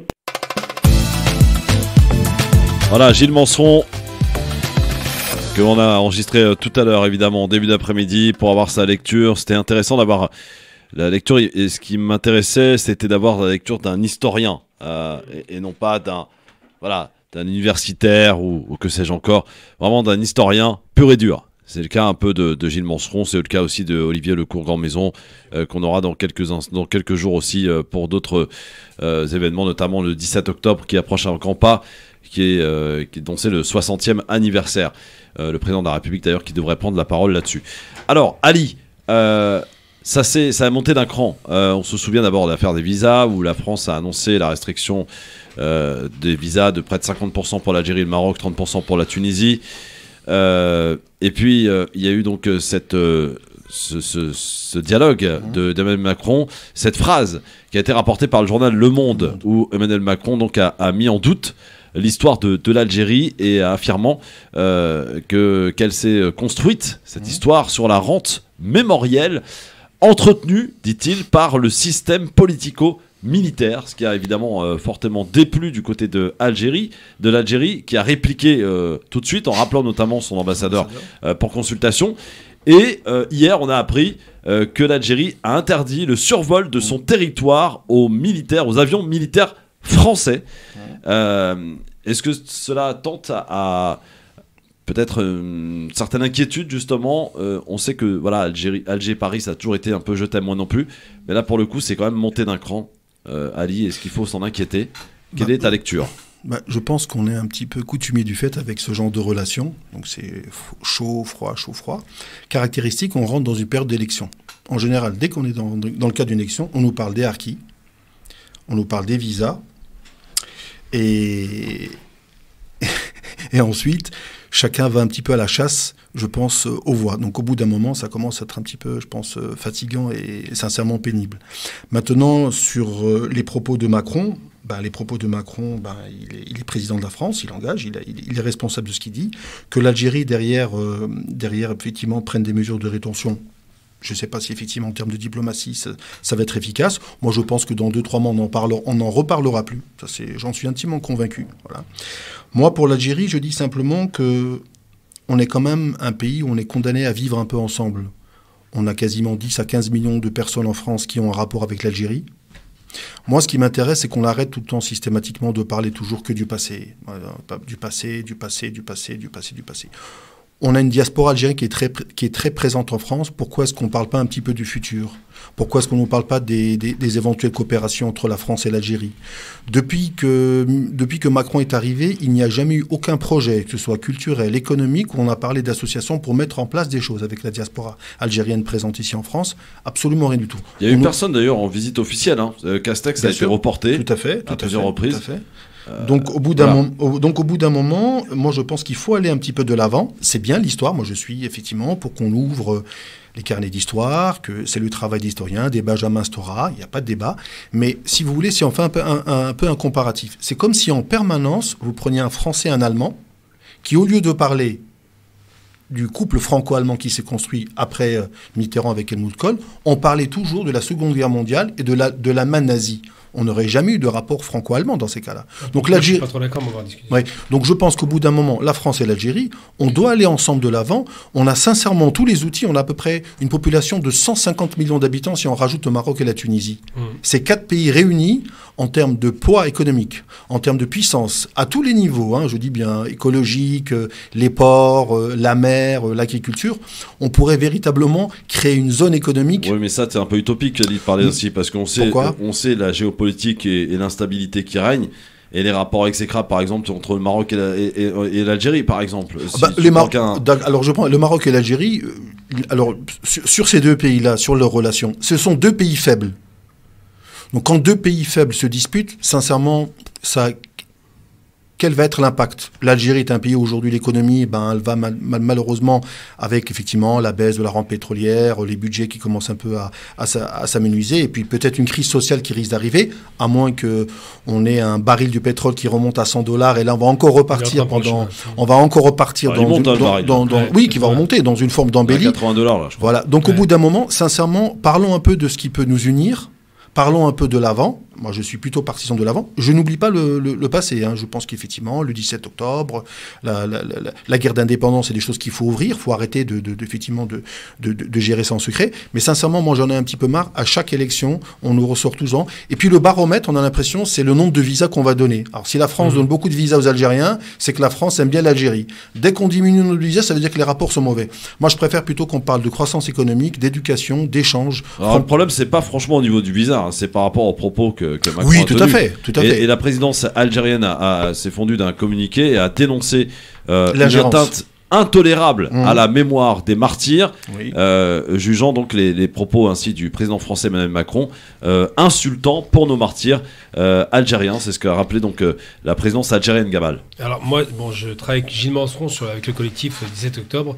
On est en train d'organiser l'événement pour dimanche 17 octobre, en espérant évidemment qu'il y ait une énorme avancée. Là où je ne te rejoins pas, Ali, c'est sur un point. Je suis d'accord avec toi, tu fais une analogie très intéressante entre, je connais très bien l'histoire de la Seconde Guerre mondiale, entre le couple franco-allemand, qui s'est fondé sur quelque chose, et la relation algéro-française qui ne s'est pas fondée sur quelque chose. Alors qu'est-ce que je veux dire par là? Le couple franco-allemand n'est possible parce qu'il y a le procès de Nuremberg, qui va poursuivre les criminels de guerre, va les exécuter pour une grande partie, et va dénazifier l'Allemagne. Donc on est sur un rapport, pourtant ce qu'a fait l'Allemagne à la France n'est pas comparable avec ce qu'a fait l'Allemagne aux Russes, par exemple. Le nombre de morts n'est absolument pas comparable. Mais pour autant, les Allemands reconnaissent leurs crimes, acceptent d'être considérés comme étant les responsables de cette guerre, parce qu'ils étaient responsables. Assument leur passé. Voilà, le 1er septembre 1939, c'est pas les autres pays qui les attaquent. Et donc, les Allemands reconnaissent ces crimes, sont poursuivis pour ces crimes et punis pour ces crimes. Et à partir de là, les Français et les Allemands qui se sont fait 4 guerres, pas 2 mais 4, les autres ont oublié qu'il y a eu une guerre en 1806, en 70, en 14-18 et en 39-45. 4 guerres, toutes perdues par la France. rappelons-le, ils finissent par demander aux Français et les Allemands pardon. Ils font ce geste. Ils reconnaissent les crimes et reconnaissent Oradour-sur-Glane, par exemple. Massacre de civils, 600 personnes. Tout ça, c'est dit et c'est documenté, c'est écrit et c'est accepté par les deux parties. La problématique entre la France et l'Algérie, c'est que la France ne reconnaît pas un seul crime de guerre, pas un. Parce que malheureusement, il se trouve que l'Algérie, qui naissait à l'époque à la suite des accords d'Évian, ils ont négocié dans des conditions difficiles, dans un rapport de force qui était défavorable aux Algériens, et c'est normal. À tout le moins, ils ont obtenu que l'Algérie soit indépendante, c'est vrai. Et ils ont obtenu, malheureusement, les Français ont obtenu la plus grosse partie du gâteau. Ils ont dit, vous ne nous poursuivrez pas pour les crimes commis par la France. Donc à ce moment-là, les Français reconnaissent bien qu'il y a eu des crimes et refusent les poursuites. Donc le jour, et c'est là où moi je me pose des questions, c'est pas que les Algériens surréagissent parce que M. Macron parle de rente mémorielle, ce qui est abject. On ne parle pas de rente mémorielle sur des millions de morts. On parle quand même d'un massacre de masse, des millions de personnes qui ont été assassinées, des centaines de milliers de femmes violées, des enfants tués, des camps de concentration. C'est largement de sa part. Je dirais pas condamnable parce qu'on n'est pas dans un procès. Non, mais je veux dire, oui. Je pense que c'est du maladresse crasse. Et ce qui se passe, c'est qu'on va être très clair sur un point. Pourquoi? Et c'est là où je pose une vraie question, la seule question qui nous intéresse. Parce que moi, je suis d'accord avec toi, Ali, sur un point. J'en ai marre de parler d'histoire et du passé. Je veux parler d'avenir. Mais pour parler d'avenir, il faut écrire l'histoire. Elle n'est pas écrite. Pourquoi les Français, de façon obsessionnelle, malsaine, peut-être pour une question de fierté mal placée, ne disent pas une bonne fois pour toutes, oui, nous avons mal agi là-bas, nous avons été des criminels. Comme ils l'ont fait pour d'autres. Comme ils l'ont fait pour d'autres. Et ils l'ont fait tard, hein, 98. Hein. Chirac, c'est 98 quand même. Quand il reconnaît que les crimes de Vichy, c'est très tard. Pourquoi les Français ne veulent pas reconnaître qu'à ce moment-là, ils ont été sales? La sale guerre, elle a existé. Le jour où ils feront ça, la partie algérienne... C'est mémoriel pour certains, ça gêne pas non plus. Hein. Oui, non, mais c'est pas une question de rente mémorielle. Il y a bien tout le monde a un martyr dans sa famille. Moi, 30% de morts dans ma famille, c'est pas rien. Donc il faut être très clair. Mon grand-père, je l'ai jamais vu, il a été assassiné 6 mois avant la fin de la guerre. Pourquoi les Français ne disent pas une fois pour toutes pour qu'on dépasse ça? Écoutez, c'est vrai, on n'a pas été bon, on a été mauvais, on vous demande pardon pour ces crimes et après on va à autre chose. Le jour où ce sera épuisé, la partie algérienne ne pourra pas jouer sur la carte de la rente. L'Algérie surréagit ou pas, Gamal? Elle ne surréagit pas parce qu'on a 6 mois d'une élection, enfin 6-8 mois d'une élection majeure en France, parce qu'on est surtout à 2 semaines des célébrations des massacres du 17 octobre, les 60 ans, que je rappelle quand même à titre indicatif qu'on a assassiné sur le territoire français des gens devenus depuis 58 français pour des raisons réellement racistes puisque le couvre-feu ne concernait que les Algériens et le reste des Maghrébins évidemment, et on les a assassinés, 300 morts, des policiers ont tué 300 personnes jetées à la Seine, dont la plus jeune Fatima Bédard. Au nom de quoi? Au nom d'un couvre-feu qui était intolérable. Voilà, absolument. Donc non, ils n'ont pas surréagi les Algériens, ils réagissent pourquoi? Parce que alors, maintenant il faut... T'es inquiet ou pas? Comme Gilles Monson, il se dit un peu inquiet. Je ne suis pas du tout inquiet. Je ne suis pas inquiet, je pense que c'est une... On est en train de jouer à la carte de celui qui en fera le plus. Exactement. Il joue une sorte de poker menteur pour savoir qui va emporter la mise. Exactement. Je suis certain, je suis à peu près sûr que Macron va faire une déclaration très forte le 17 octobre, et je te rejoins Ali sur un point, c'est vrai qu'on est sur le chaud-froid à chaque fois avec Macron, c'est particulier, il dit un truc bien le lendemain d'une horreur, mais je pense que pour les élections présidentielles, il aura besoin de la bascule algérienne pour remporter la mise. On va voir ce qu'en pense notre ami Sofiane Lagdari qui nous rejoint. Salut mon Sofiane. Salut Christophe. Bonjour Sofiane. Bonjour Sofiane. Moi personnellement, j'ai une lecture un peu différente, mais qui rejoint un peu Gamal. J'écarte le terme faible ou pas faible. Je pense qu'on est dans de nouveaux rapports de force qui sont en train d'être installés.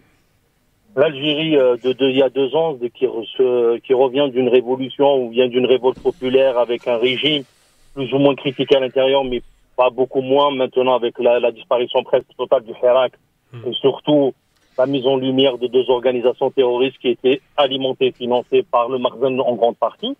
Nous sommes en train de voir une nouvelle Algérie qui s'impose sur la scène régionale. Il faut rappeler qu'il y a eu tout récemment en Algérie la réunion sur la question libyenne, que même l'Union africaine et l'Union de la Ligue arabe qui a rejoint la solution algérienne, c'est-à-dire des élections présidentielles dans les prochains mois, c'est-à-dire au mois de décembre.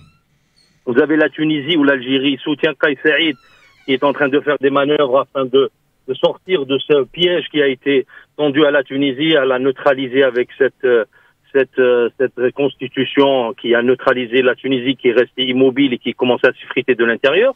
Aujourd'hui, l'arrivée des Russes au Nord-Mali, l'Algérie avec le Sahara occidental, le conflit, le bras de fer qu'il y a eu avec le Maroc et surtout la rupture du gaz qui devrait se rompre le contrat le 31 octobre 2021. Moi, je pense que tous ces éléments ont permis que Macron fasse une déclaration de ce genre pour toucher un peu le pouvoir algérien. Et le pouvoir algérien, il a répliqué. On attend maintenant la réponse de Macron, soit un rétropédalage, soit une accentuation, mais je pense qu'il y aura beaucoup plus d'aggravation, à mon sens, parce que c'est des nouveaux rapports qui sont en train de se mettre en place. Et la France n'acceptera pas que l'Algérie lui parle d'égal à égal. Ouais, c'est intéressant d'entendre ça, Ali, par exemple, ce que dit Sofiane, rapport d'égal à égal. La France avait plutôt l'intention de dominer un petit peu la chose et de dire voilà, c'est moi qui gère, c'est moi qui décide. Effectivement, sauf que les choses ont un peu changé, quoi. Ouais, tout à fait. Alors, juste pour revenir sur ce que dit Gamel, effectivement, c'est qu'avant on était dans une guerre avec l'Allemagne, guerre mondiale. Là, on parle effectivement d'une guerre d'indépendance. Donc, effectivement, c'est une guerre d'indépendance, c'est peut-être un peu différent. Par rapport effectivement à ce que disait Sofiane, effectivement, les enjeux géopolitiques sont là, puisqu'aujourd'hui, effectivement, il y a d'autres puissances qui veulent intervenir. Gamel parlait avant de François Mitterrand. Le mot important, c'est que François Mitterrand appelait à l'époque l'Afrique du Nord, il l'appelait l'Afrique d'or. C'est très important. Ouais. Pourquoi il l'appelait l'Afrique d'or? Parce qu'il savait ce qu'il y avait sur l'ensemble de ces territoires des richesses. Donc moi je pense que sincèrement, c'est vrai que la France parlait d'égal à égal avec l'Algérie, c'est pas quelque chose effectivement qu'elle a l'habitude. Certainement pas l'habitude, donc c'est vrai, ce rapport dominant-dominé, ben il existe et il aura peut-être du temps à s'effacer. Et puis il y a des gens à côté. Aujourd'hui, Macron fait un calcul un peu électoral, hein, c'est comme à l'époque un peu Chirac. Hein, c'est les troupes, elles sont où? Est-ce que ce sont les harkis? Est-ce que ce sont les pieds noirs? Ou est-ce que c'est la diaspora algérienne? Donc c'est un calcul purement politique. Et vous verrez que, et je le dis gentiment, qu'à la fin, c'est toujours l'économie qui va revenir et que Macron va faire comme l'a si bien dit Gamel, va faire une belle déclaration concernant le 17 octobre 1961, non pas pour éteindre le feu, tranquillement. Parce que les relations entre l'Algérie, je pense qu'elles ne sont basées que sur ce type. Parce qu'on ne discute pas véritablement ensemble. Vous imaginez rappeler l'ambassadeur, interdire le vol des survols, le survol des avions. Est-ce qu'il y a beaucoup de gens qui étaient au courant qu'il y avait des avions militaires? Ça, par contre, c'est une mauvaise surprise que j'ai appris. Voilà, il y a très peu de gens étaient au courant. Les avions militaires, c'était vous pouvez prendre le chemin en vérité. Vous pouvez traverser l'espace aérien de tout pays. Par exemple, l'Algérie aujourd'hui, elle est en train d'aller en Chine pour ramener certains matériaux médicaux, elle est obligée de traverser des pays. Ah non, Sofiane, c'était en 2013, il y avait un accord entre la France et Bouteflika à l'époque. Oui, Sofiane, alors juste concernant le survol des survols militaires, au départ, c'était pas du tout. L'Algérie avait refusé au départ. C'était le bombardement, je me rappelle, c'était le bombardement du Mali qui devait traverser l'espace aérien algérien, il y a eu un refus. Et même Laurent Fabius à l'époque, il avait dit qu'ils ont utilisé l'espace aérien algérien et il y a eu un démenti de Jean-Yves Le Drian et de Jeune Afrique. Voilà, juste pour l'alimentation, c'est-à-dire au niveau des avions cargo et tout, l'Algérie a permis à la France, dans l'opération Serval et Barkhane, d'utiliser l'espace aérien, d'alimenter les troupes françaises qui sont installées au Normandie. Exactement, tout à fait. D'ailleurs, faut pas perdre... Mais c'est pas une exception algérienne. Par exemple, hier, je regardais au niveau de l'espace aérien algérien, il y avait les forces turques qui utilisaient l'espace aérien pour aller en Mauritanie. C'est une convention, mais je vous donne un exemple. Mais il y a une chose importante qu'il ne faut pas perdre de vue, parce que c'est vrai que là, on parle de réaction par rapport à l'histoire. L'histoire, c'est juste un prétexte. En vérité, les Français s'apprêtent à partir de Berkane. Ils ont redéployé leurs troupes. Ils prennent très très mal l'arrivée des Russes qui sont en train de livrer des appareils militaires au Mali, qui est un pouvoir anti-français. Et surtout, ils prennent très mal le fait que l'Algérie soit rapprochée des dirigeants maliens. Ça se passe très très bien. Et que l'Algérie et la Russie, il ne faut jamais oublier, vont de concert pour enfin Macron a limite insulté le Premier ministre malien. Hein. Oui, c'est normal. Il l'a insulté, pas limite. Il l'a insulté. Il l'a insulté. Il l'a insulté, comme le Premier ministre malien Gamal, il a tenu un discours agressif vis-à-vis de la France au sein de les Nations Unies. Voilà, absolument. Ça va aller voir le discours qu'a tenu Maïga. Hein. Il a été formé. Après, moi, je suis pas d'accord juste sur la question des élections. Peut-être de placer le baromètre beaucoup plus dans la question algéro-française ou France-Algérie, les nostalgiques de ça. Parce qu'on le voit chez Zemmour, il n'y a pas une intervention, il ne place pas le mot Algérie. C'est clair. Peut-être il y a une volonté de placer le baromètre dans cette question immigration, islam, ancienne colonie, etc. Peut-être il y a une volonté, mais pas un calcul politique, parce que Macron, si on le calcule, il n'a pas trop à gagner, parce que c'est des acquis, des votes acquis déjà à l'extrême droite. Les nostalgiques d'Amérique, en vérité, c'est juste, moi, à mon sens, que une volonté de mettre à plat ou de montrer son agacement de l'Algérie, parce qu'il y a eu une hypocrisie mutuelle des deux parts. Vous avez Tebboune, quand il parle de Macron comme c'est son ami, mais qui a un lobby sioniste ou un lobby nostalgique de l'Algérie française qui bloque tout rapprochement. Et de l'autre côté, vous avez Macron qui dit oui aussi, Tebboune, il est bloqué par les nostalgiques qui sont le politico-militaire qui instrumentalise la guerre d'Algérie, etc. Et là, on est en train de parler clairement. Il y a une fissure ou il y a une scission. Et l'Algérie, elle a beaucoup de cartes à jouer par rapport à la France, à mon sens. Économiquement, il y a beaucoup d'autres acteurs régionaux ou mondiaux, que ce soit la Tunisie, l'Italie, l'Espagne, l'Allemagne. Sofiane, désolé de te couper, bouge pas. On revient dans un instant, juste après la pub, parce que sinon on va nous couper la gueule et j'aime pas ça. On est de retour très vite pour finir d'en parler de ce sujet très important avec vos appels si vous le souhaitez. 01 40 33 9000, à tout de suite. C'est la France.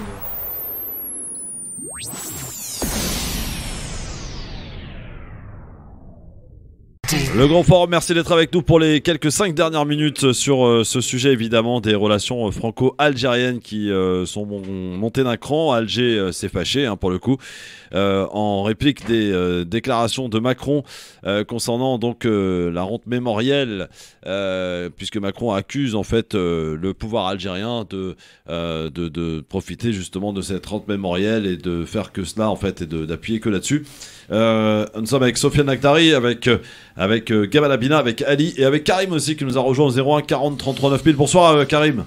Bonsoir Karim. Bonsoir. C'est Sof, à toute l'équipe. Bonsoir. Ouais, moi je voulais réagir sur, je sais pas si vous êtes au courant ce qui s'est passé le 30 septembre en Algérie.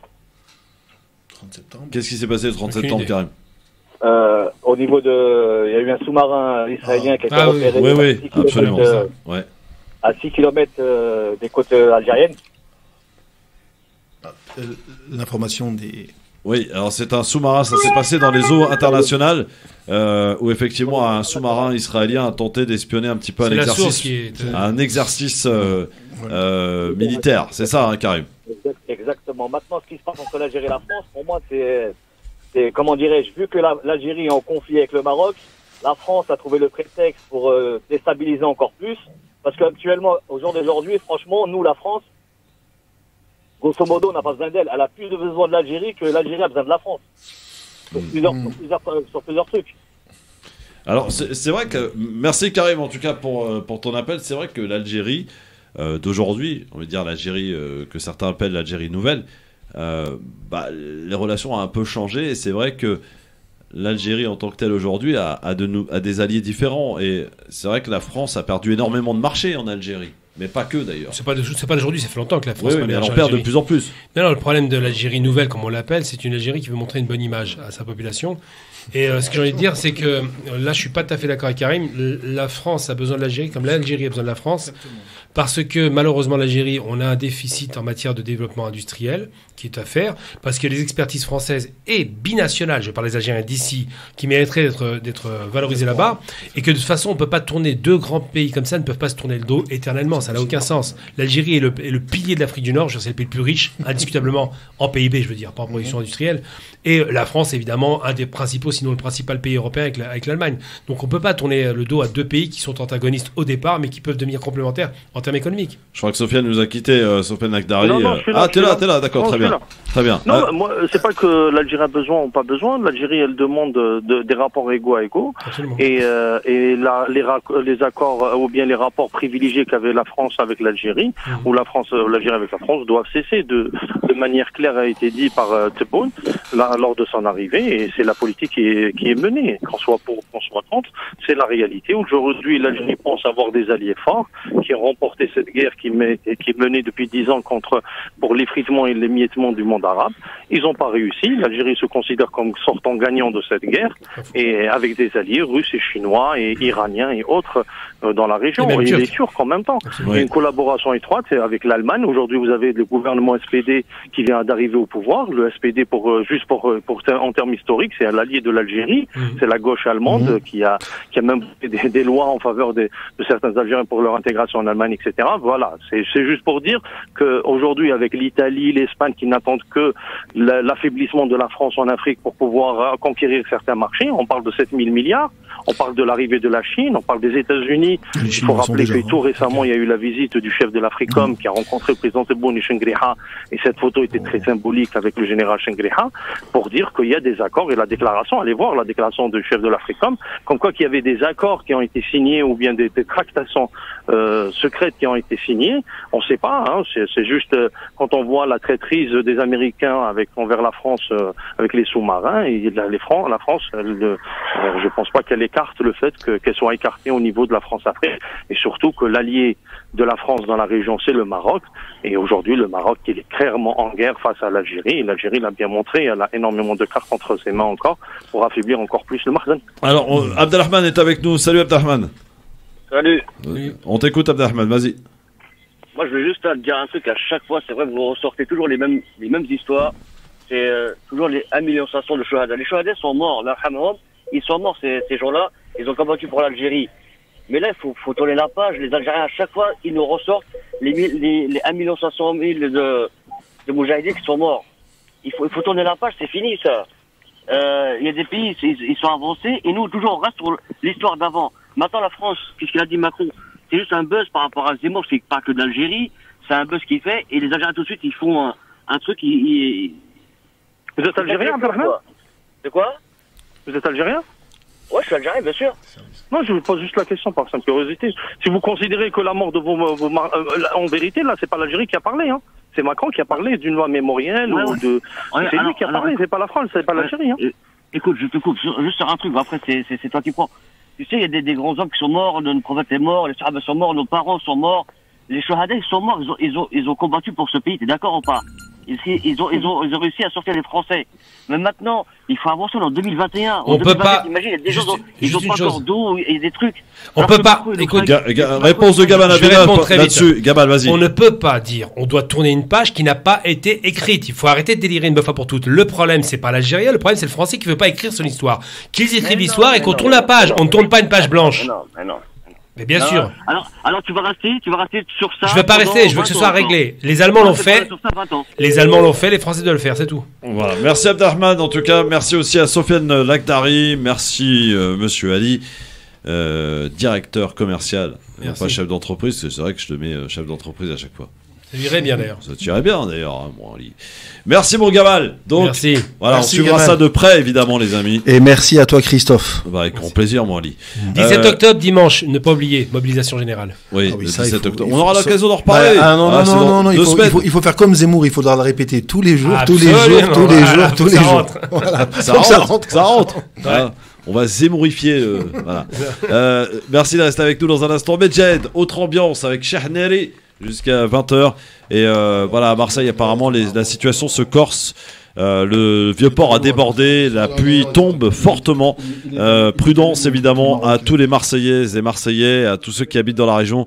Vraiment, on est de tout cœur avec vous et on espère que tout va bien se passer, qu'il n'y aura pas trop de dégâts.